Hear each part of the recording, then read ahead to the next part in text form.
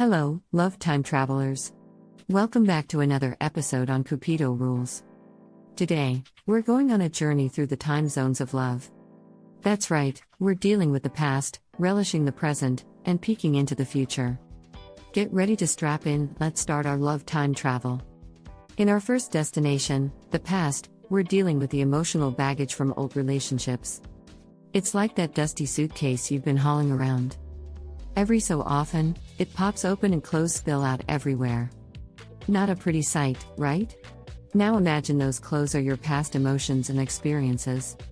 You've got to unpack, fold them up, and decide what to keep and what to let go. Your past may have shaped you, but it doesn't define you. Remember, your past relationships are not failures, they're just not so great rehearsals for the main event. So take a deep breath, dive into that suitcase, and let's clean up. And while we're dusting off the old, let's touch upon the ghosts of relationships past. No, not the ones that went boo in the middle of the night, but the ones that left their marks in the form of old habits and defense mechanisms. Remember how you'd cringe every time your ex used that annoying baby voice? Or how you'd put up walls every time they'd start to get too close?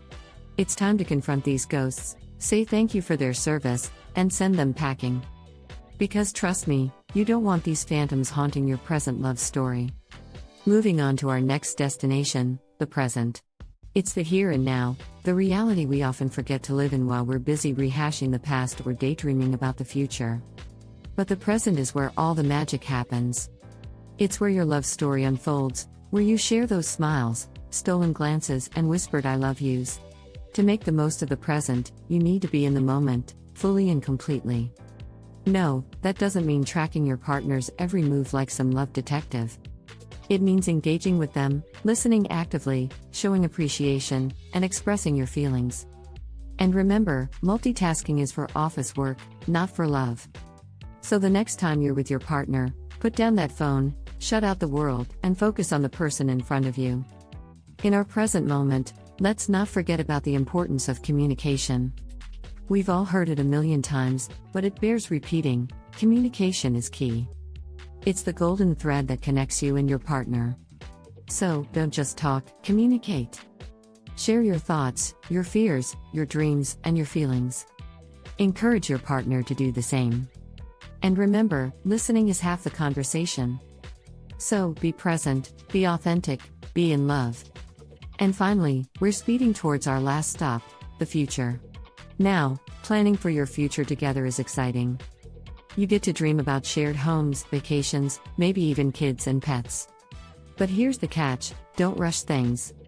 Remember, Rome wasn't built in a day, and neither is a lasting relationship. There's no need to start picking out names for your future kids on the third date. A relationship is not a race, it's a marathon. You need to pace yourself, focus on building a strong foundation before you start adding the decorative pieces. Talk about your goals, dreams, and fears, but don't forget to enjoy the journey. Well, love time travelers, that was our whirlwind tour through the time zones of love. We've unpacked the past, savored the present, and glimpsed into the future. And remember, dealing with the past, being present, and planning the future is all part of the love game.